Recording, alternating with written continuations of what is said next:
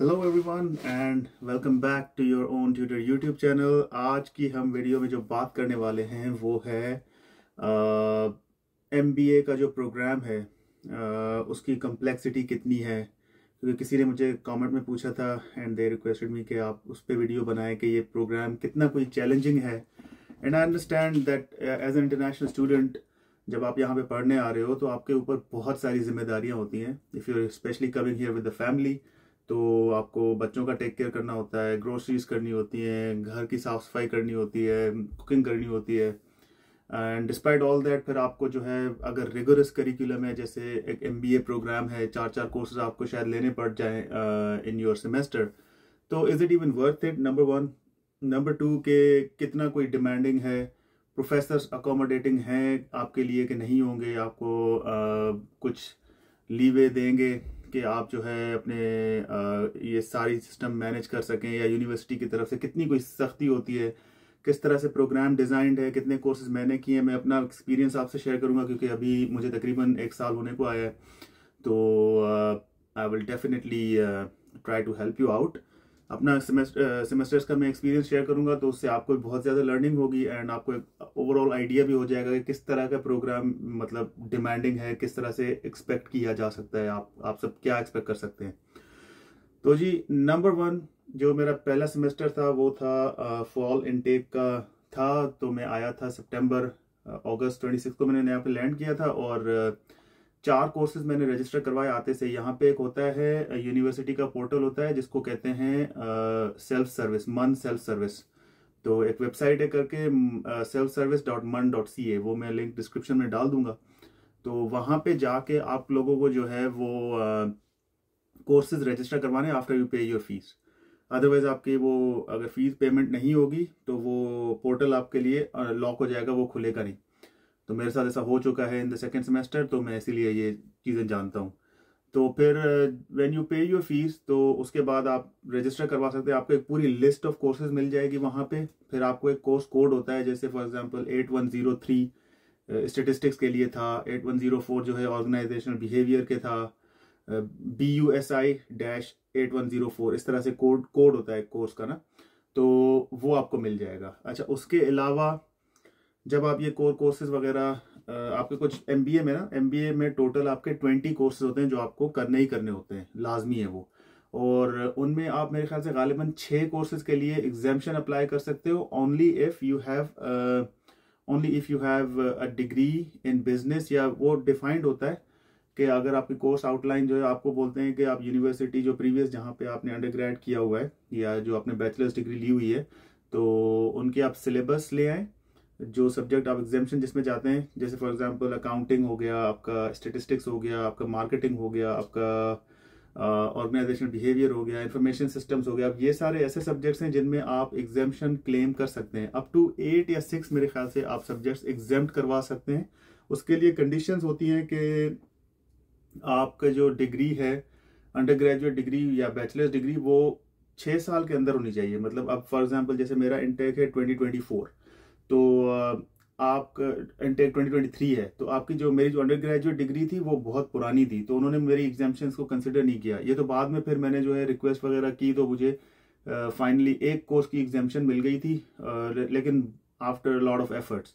लेकिन मेरे कुछ दोस्त हैं जो यहाँ पे पढ़ते हैं, who got exemptions very easily, और उनको 4, 5, 6 कोर्सेज में एग्जाम्शंस मिल गई हुई थी, तो उनके सिर्फ बचे 12 कोर्सेज या 18 कोर्सेज। अब होता है ऐसे कि आप जो है ना मैक्सिमम मेरे ख्याल से 5 कोर्सेज पर सेमेस्टर ले सकते हो। Each courses is worth 3 credit hours, 15 credit hours आप मैक्स पर सेमेस्टर फुल टाइम में ले सकते हो। और मेरे ख्याल से 3 सब्जेक्ट्स यानी कि 9 क्रेडिट आवर्स आप जो है वो समर्स में ले सकते हो। जैसे अभी समर्स चल रहा है, तो इसमें मैं मैक्सिमम 3 कोर्सेज ले सकता हूँ। तो पहले सेमेस्टर में मैंने 4 कोर्सेज लिए थे जी। अब उनका एक्सपीरियंस मैं आपके साथ शेयर करता हूँ। नंबर 1 मेरा जो कोर्स था वो था स्टेटिस्टिक्स एप्लीकेशंस इन मैनेजमेंट, वो था बिजी 8103, उसका कोर्स कोड था। दूसरा था ऑर्गेनाइजेशनल बिहेवियर, तीसरा था इंफॉर्मेशन सिस्टम्स, और चौथा था स्ट्रेटेजिक मैनेजमेंट। ये 4 कोर्सेज थे मेरे। इनमें से जो 2 कोर्सेज थे वो काफ़ी डिमांडिंग थे। अब जैसे स्टेटिस्टिकल एप्लीकेशंस फॉर मैनेजमेंट है, वो काफ़ी डिमांडिंग कोर्स था। हमें जो प्रोफेसर ने पढ़ाया था, she was from India, professor Manu Jain. अच्छा उन्होंने पढ़ाया और टॉपिक सारे कवर करवाए, लेकिन यहाँ पे मास्टर्स लेवल पे ये होता है कि आपको जो है ना मोस्टली चीज़ें खुद को अंडरस्टैंड करनी होती हैं, खुद को कवर करनी होती हैं। तो आप जो है अपने हिसाब से अपनी पढ़ाई को स्केड्यूल कर सकते हो। कोर्सेज अब क्लासेस जो थी वो मतलब मैक्सिमम आपको 3 आवर्स पर वीक प्रोफेसर पढ़ाएंगे, ठीक है। अब वो ऐसे भी हो सकता है कि 1.5 आवर्स एक दिन पे रख दिया, 1.5 आवर्स दूसरे दिन पे रख दिया, तो इस तरह से भी डिज़ाइन होता है। लेकिन वो एक ही दफ़ा डिज़ाइन हो जाता है, तो आपको एक स्केड्यूल मिल जाता है, फिर आप अपना वर्क जो है स्केड्यूल उस हिसाब से उसके अराउंड डिज़ाइन कर सकते हो। तो स्टेटिस्टिक्स का जो सब्जेक्ट था वो थोड़ा सा डिमांडिंग या चैलेंजिंग था मेरे लिए। अच्छा, उसके अलावा ऑर्गेनाइजेशनल बिहेवियर में रिपोर्ट्स बनानी थी, कुछ प्रेजेंटेशंस करनी थी, leadership skills, networking skills, group में काम करना था, तो इस तरह की चीज़ें। इंफॉर्मेशन सिस्टम्स में भी ग्रुप हमारा बन गया था और एक प्रोजेक्ट हमें बनाना था, 2 प्रेजेंटेशंस थी और एक फाइनल प्रोजेक्ट रिपोर्ट थी, रिसर्च रिपोर्ट। वो लोगों को काफ़ी चैलेंजिंग लगी थी, लेकिन आई फाउंड इट फन और मुझे जो है बहुत अच्छा वो सब्जेक्ट लगा, मेरे स्कोर भी बहुत अच्छा आया था उसमें। So far I have been able to maintain my 4 GPA। 4 GPA यहाँ पे जो होता है कि अगर आपका A बन जाता है किसी कोर्स में तो आपका 4.0 काउंट होता है, तो वो 80 तक आपकी 4.0 मतलब GPA बनती है। अगर उसके आप नीचे चले गए तो आपका B ग्रेड बन जाता है, फिर 3.5 पे आ जाती है आपके उस सब्जेक्ट की GPA। तो ओवरऑल फिर C GPA आपकी बनती है क्यूमुलेटिव, जैसे 4 सब्जेक्ट्स में आपके अगर 2 3.5 हैं और 2 4 हैं, तो आपके ओवरऑल C GPA जो है वो मेरे ख्याल से 3.75 बन जाएगी आपकी, ठीक है ना। तो ये इस तरह से होता है। जैसे ही आप क्लास में जैसे आप जाते हो ना, तो आपको यहाँ पे एक आउटलाइन दी जाती है कि यार क्या क्या आप चीज़ें या टॉपिक्स जो हैं वो आप कवर करोगे। अच्छा, you always have the deadline. वो तकरीबन हाफ ऑफ द सेमेस्टर होती है कि जब आप ये कोर्स ड्रॉप कर सकते हो विदाउट एनी एकेडमिक प्रेजुडिस। मतलब ये होता है कि आपको उसकी कोई फाइनेंशियल पेनल्टी नहीं लगेगी, आपको एकेडमिक पेनल्टी नहीं लगेगी, मतलब F आपका काउंट नहीं होगा। आप without any penalty subject drop कर सकते हो एट अ सर्टेन डेडलाइन। उसके बाद फिर जो है 1-2 हफ्ते के अंदर अगर आप करना चाहते हो तो वो रेयर केसेस में प्रोफेसर अगर आपको अलाउ करते हैं तो you can do that. Otherwise फिर मुश्किल हो जाता है, आपको एफ वो कंसिडर हो जाता है आपका ना। अगर F हो जाता है तो फिर आपको जो है वो वार्निंग वगैरह इशू हो जाती है, आपकी एडमिशन जो है वो खतरे में आ सकती है। तो पहले सेमेस्टर में मैंने 4 कोर्सेज लिए थे। सेकंड सेमेस्टर में I wanted to take 4 courses, लेकिन क्योंकि मेरी फीस पेड नहीं थी and I didn't have enough funds at the right time, तो मेरा लॉक लग गया था रजिस्ट्रेशन पे। तो रजिस्ट्रेशन फुल हो जाती है यहाँ पे ना कोर्सेज की, क्योंकि अंडर ग्रेड्स में भी कुछ कोर्सेज ऐसे होते हैं जो अंडर ग्रेजुएट और ग्रेजुएट लेवल के सेम पढ़ाए जाते हैं। तो वो फिर उनकी जब रजिस्ट्रेशन फुल हो जाती है तो क्लासरूम्स फुल हो जाते हैं, फिर आपको रजिस्ट्रेशन कराने का मौका नहीं मिलता। स्पेशली ये होता है उन कोर्सेज में जिनके जो कोर कोर्सेज समझे जाते हैं, जैसे आपका स्टेटिस्टिक्स हो गया, OB मतलब ऑर्गेनाइजेशनल बिहेवियर हो गया, मार्केटिंग हो गया, economics, human resource management, information systems, और इस तरह के कुछ 4-5 कोर्सेज और हैं। तो उनमें जो है वो जगह मिलना बहुत मुश्किल होता है। फिर इन कोर्सेज के अपने एक प्री रिक्विजिट्स भी होते हैं। जैसे फॉर एग्जांपल अगर आप ऑपरेशंस मैनेजमेंट ले रहे हो तो आपका गालिबन 1-2 और कोर्सेज स्टेटिस्टिक्स आपके क्लियर होना चाहिए। तो इस तरह ये कोर कोर्सेज जो है वो प्रीरेक्स होते हैं आपके आगे जाने वाले जो कोर्सेज, जो इलेक्टिव्स आप लोगे उनमें। अब 8 आपने जब कोर कोर्सेज कर लिए, फॉर एग्जांपल मैंने 4 अभी पहले सेमेस्टर में किए थे, 3 मैंने दूसरे सेमेस्टर में किए थे, लेकिन उनमें से 1-2 इलेक्टिव थे। कोर कोर्स मेरा जो सेकंड सेमेस्टर में था वो मार्केटिंग ही था। मुझे HRM लेना था, मुझे अकाउंटिंग लेना था, वो मैं नहीं ले पाया। इकोनॉमिक्स लेना था, वो मैं नहीं ले पाया क्योंकि इट वाज फुल। फिर अभी समर्स में इनका क्या सिस्टम होता है कि मतलब 4 कोर्सेज वो 3 वो, अभी मैंने फिर 3 कोर्सेज मैंने रजिस्टर करवाए थे, तो वो समर्स में इनका ऑनलाइन सेमेस्टर हो जाता है। मतलब ये कि you can take your exam even from anywhere, लेकिन आपको यूनिवर्सिटी को पहले जो है वो फिर इन्फॉर्म करना होता है कि भाई आप समर्स में, फॉर एग्जांपल अगर मेरे कुछ दोस्त हैं जो इंडिया भी गए हुए हैं, तो वो लोग इंडिया से जाके एग्जाम दे सकते हैं। वो टाइमिंग का थोड़ा इशू होता है, वहाँ पे रात होती है, यहाँ पे दिन होता है, तो वो थोड़ा सा फर्क आ जाता है। लेकिन it is a proctored exam. Proctored exam ये होता है कि जब आपको कोई जो है वो यूनिवर्सिटी का बंदा, इन्विजिलेटर जिसको हम कहते हैं, वो डिजिटली मॉनिटर करेगा, आपकी कैमरा हर वक्त ऑन रहनी चाहिए, और जो है वो एक रूम का जायजा भी लेते हैं। अगर आप लोगों ने ऑनलाइन कभी GRE का टेस्ट दिया हो फ्रॉम होम, तो आपको एक आइडिया होगा कि ऑनलाइन प्रॉक्टर्ड एग्जाम्स किस तरह से होते हैं। तो उसमें फिर आपका कैमरा नहीं बंद होना चाहिए और आपका इंटरनेट कनेक्शन स्टेबल होना चाहिए, और जो है वो आप फिर 1-2 घंटा जो भी एग्ज़ाम चलेगा आप डिजिटली वो एग्ज़ाम दोगे, और वही असाइनमेंट भी आप ऐसे डेडलाइंस पे सबमिट कराओगे। और मोस्ट ऑफ द कोर्सेज, बल्कि ये होता है कि इवन क्लासेस भी हमारी अभी समर्स में नहीं हो रही हैं। जो भी कोर्सेज हैं उन्होंने क्या किया है, प्रोफेसर्स ने, हमारा एक होता है ब्राइट स्पेस कहते हैं उसको, जो कि एक ऑनलाइन लर्निंग प्लेटफॉर्म है। तो वहाँ पे कोर्स की पूरे chapter wise, week wise breakup दिया हुआ है कि भाई इस वीक में आपको ये चैप्टर करना है, ये एक्टिविटीज़ हैं जो आपने कंप्लीट करनी है, वो आप अपने पेस के हिसाब से जब भी आपको टाइम मिले आप उसको जो है वो कंप्लीट कर सकते हो, अपलोड कर सकते हो, और फिर आप अगर प्रोफेसर आपको कोई क्वेश्चन है तो आप प्रोफेसर को ईमेल कर सकते हो। तो इस तरह से ये जाता है। अच्छा, अब जो है वो कितनी कोई डिफ़िकल्ट है आपकी डिग्री MBA, मेरे हिसाब से डिफ़िकल्ट या इजी होने की डिबेट के बजाय आप इसको इस तरह से सोचें कि how committed you are, how much time you can give to the, and how ambitious you are. मैं जैसा बंदा हूँ, I am very ambitious as a person. तो despite all the hectic routines and everything, मैं चाहता हूँ कि मैं अपनी स्टडीज़ पे कभी भी कॉम्प्रोमाइज़ ना करूँ। तो whatever time I have, I just go to the library, I study there. या फिर यहाँ पे आप मेरा ये सेटअप देख सकते हैं, मैंने अभी बनाया है सेकंड सेमेस्टर में आके। फर्स्ट में तो मैं ऐसे ही वो बेडशीट पे बैठ के पढ़ता था। तो मतलब ये है कि अगर आप एम्बिशियस हो तो आपके लिए स्ट्रेस भी होगा, ठीक है, वो डिफ़िकल्ट भी होगा आपके लिए, क्योंकि आप जितना इन डेप्थ स्टडी करोगे उतना ही स्ट्रेस लेवल आपका बढ़ता जाएगा। तो फिर आप एग्जाम में भी टेंशन लोगे, एक एक परसेंटेज, एक एक मार्क के लिए आपको टेंशन लेनी पड़ेगी। बाकी अगर आप मतलब ये हो कि यार मुझे बस डिग्री निकालनी है just for the sake of it, और जो है बाद में फिर, which is not a very good approach, क्योंकि मेरे हिसाब से अगर आपकी एकेडमिकली अगर आप स्ट्रांग हो तो आपके लिए अपॉर्चुनिटीज़ बाद में खुलती हैं। Professors know you, that your administration faculty, these people, all of them know you by name। तो उससे होता ये है कि वो लोग आपको फिर कनेक्ट करवाते हैं in the market with other opportunities. मेरे काफ़ी सारे दोस्त हैं, मेरे कॉलीग्स हैं जो यहाँ पे पढ़ते हैं, उनको ज़बरदस्त कंपनीज में जॉब्स लगी when they were in the final semester, और कुछ कोर्सेज उन्होंने हमारे साथ लिए, तो फिर हमारा इंटरेक्शन हुआ। तो उन्होंने हमें बताया कि यार इस प्रोफेसर से कोर्स लो, इससे नहीं लो, इनसे कोर्स लोगे तो वो A भी बनेगा और कॉन्टैक्ट्स भी अच्छे बन जाते हैं आपके। तो ये जब आप यहाँ पे आओगे और आप स्टडी करोगे ना, तो वो आपको फिर बेहतर आइडिया हो जाएगा कि किस तरह से आपको लेके चलना है। अच्छा, अगर आप एम्बिशियस ज़्यादा हो तो फिर जाहिर सी बात है आप कमिटमेंट भी शो करोगे। अब कुछ लोग ऐसे भी होते हैं, जैसे I have had group mates, जो ग्रुप में काम करना होता है तो वो they are not willing to work.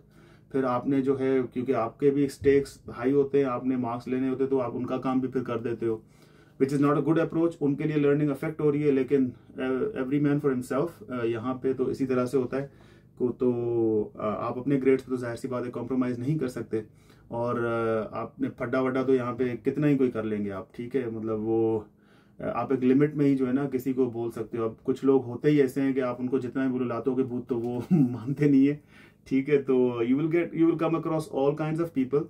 मैं कोई जनरलाइज नहीं कर रहा कि बुरे लोग ही आपके साथ होंगे या अच्छे लोग ही होंगे, it's just that it's mix and match. तो अल्टीमेटली जो है वो डिपेंड करता है आपके ऊपर कि आप कितने एम्बिशियस हो, आप जो है वो किस तरह से डिग्री को लेके चलना चाहते हो। I have been able to maintain my 4 GPA so far, और एक स्कॉलरशिप भी मुझे मिली थी, तो कि उसकी अमाउंट इतनी नहीं थी, लेकिन ये है कि at least something is better than nothing, right. और एक स्कॉलरशिप जो है वो आपके ट्रांसक्रिप्ट पे रिफ्लेक्ट होती है, तो आप रेज्यूमे में भी अपना लिख सकते हो कि I have been awarded this scholarship. तो मुख्तलिफ स्कॉलरशिप आती रहती हैं, I apply to each and every one of them. तो किसी किसी में लग जाता है छक्का, तो वो आगे जाके ना बेहतर अपॉर्चुनिटीज़ आगे जाके खुलेंगी भी। तो so far I am almost done with my core courses. अभी मैंने अकाउंटिंग और इकोनॉमिक्स और HRM, ह्यूमन रिसोर्स मैनेजमेंट, ये सब्जेक्ट्स लिए थे। अकाउंटिंग के प्रोफेसर जो हैं वो थोड़ा सा ट्रिकी है। शी इज़ अ लेडी, तो वो काफ़ी साल, 30-40 साल से शायद अकाउंटिंग उन्होंने पढ़ाई हुई है, तो वो उनका मयार बहुत हाई जा चुका है। तो शायद मुझे वो ड्रॉप करना पड़े, but I am not sure. First test में मेरा इतना वो अच्छा नहीं गया था, अगर सेकंड टेस्ट में भी इसी तरह से रहा तो फिर I might have to drop the subject, फिर मैं इन पर्सन जो है वो सब्जेक्ट लूँगा। अच्छा, उसके अलावा बाकी इकोनॉमिक्स की मुझे बाद में एग्जामेशन मिल गई थी, तो दैट इज़ आउट। बाकी जो है HRM ह्यूमन रिसोर्स मैनेजमेंट अच्छा जा रहा है सो फार। वीकली असाइनमेंट्स होती हैं जो कि कंप्लीट करनी होती हैं, उसमें कोई एग्ज़ाम नहीं है फाइनल। HRM में ये होता है कि फाइनल आपने जो है एक रिपोर्ट 2500 वर्ड्स की सबमिट करानी है और then you are done with the subject. तो काफ़ी सारे ऐसे सब्जेक्ट्स हैं जिनमें फाइनल एग्ज़ाम नहीं होता, लेकिन स्टेटिस्टिक्स था जिसमें फाइनल एग्ज़ाम था। मार्केटिंग का सब्जेक्ट जो है वो यहाँ पे टॉम क्लिफ्ट करके एक बंदे हैं, वो पढ़ाते हैं काफ़ी सालों से, वो 30-35 साल से पढ़ा रहे हैं। कैनेडियन मार्केट का बहुत अच्छा नो हाउ है। मार्क्स थोड़े से कम देते हैं, लेकिन ये है कि at least you will be able to manage an A, लेकिन आपने जो है उनके जो 2 असाइनमेंट्स हैं वो बहुत अच्छे करने, तभी जाके आपको जो है वो ए का आसरा हो सकता है। यहाँ पे टॉम कूपर करके एक प्रोफेसर हैं, I would say he is one of the best out there. अगर उनसे आपको कोई सब्जेक्ट मिल रहा है तो please just go out and take the subject. बहुत अच्छे प्रोफेसर हैं, बहुत अच्छे से समझाते हैं और ग्रेड वाइज भी आपको कोई स्ट्रेस नहीं देते। आप एफर्ट पुट इन करोगे आपको मार्क्स मिल जाएंगे। अगर आप एफर्ट ही नहीं पुट करोगे, हाँ अगर आप उनको तंग करोगे तो फिर वो भी आपको थोड़ा सा तंग कर सकते हैं। लेकिन ये है कि अगर इफ़ यू आर इवन अगर आप एवरेज ही चलते हो ना तो उसमें ईजिली आप ए मैनेज कर लोगे। उसमें स्टेटिस्टिक्स में it was a bit difficult, लेकिन अच्छे आ गए थे। इंफॉर्मेशन सिस्टम्स का ये था कि कुछ लोगों ने काफ़ी स्ट्रगल किया उस सब्जेक्ट में, क्योंकि वो जो प्रोफेसर थी वो फर्स्ट टाइम वो सब्जेक्ट पढ़ा रही थी। तो उन्होंने जो है ना रिसर्च फोकस रखा था पूरे इंफॉर्मेशन सिस्टम के सब्जेक्ट को, तो वो बहुत फिर कुछ लोगों को प्रॉब्लम हो गई थी आगे जाके।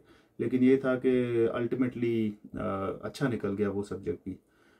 सेकेंड सेमेस्टर में I had marketing and 2 other subjects जो कि अभी जहन में क्यों नहीं आ रहे मेरे अभी जहन में नहीं आ रहे, मैं निकाल के रखूंगा तो फिर आपको सब्जेक्ट वाइज ओवरव्यू दूंगा। मैंने असल में वो ज़्यादा डिटेल में मैं इसलिए भी नहीं जा रहा कि अगर मैं ज़्यादा डिटेल में जाऊंगा तो वो फिर इसका कंटेंट जो है ना वीडियो का बहुत लंबा हो जाता है, तो इतनी इंगेजमेंट ऑडियंस की वैसे भी नहीं रहती।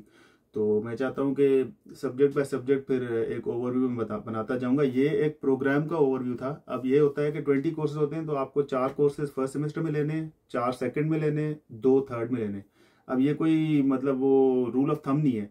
कुछ लोग ऐसे भी हैं जिन्होंने 5 सब्जेक्ट लिए थे फर्स्ट सेमेस्टर में, 5 सब्जेक्ट लिए थे सेकंड सेमेस्टर में। समझ उन्होंने बिल्कुल ही वो फारिग रखा है अपना, तो लेकिन उसका भी कोई फ़ायदा नहीं है क्योंकि वर्क आवर्स की लिमिट है। तो ऐसा नहीं है कि अगर आप सब्जेक्ट नहीं ले रहे तो आपका ब्रेक ये कंसिडर नहीं होता ताकि आप जाके फुल टाइम वर्क कर सकें, तो ये ब्रेक में नहीं आता। तो you still can only work 20 hours per week, तो फिर आप चिल कर सकते हो, वो एक अलग बात है। आप घूमने फिरने कहीं जा रहे हो या अभी अगर आप पाकिस्तान या इंडिया या बांग्लादेश जाना चाहते हो, if you can afford it, तो वो बेहतर हो जाता है कि अगर आप 5-5 कोर्सेज लो, फिर आप सेमेस्टर एक निकल जाओ परमिशन लेके यहाँ से।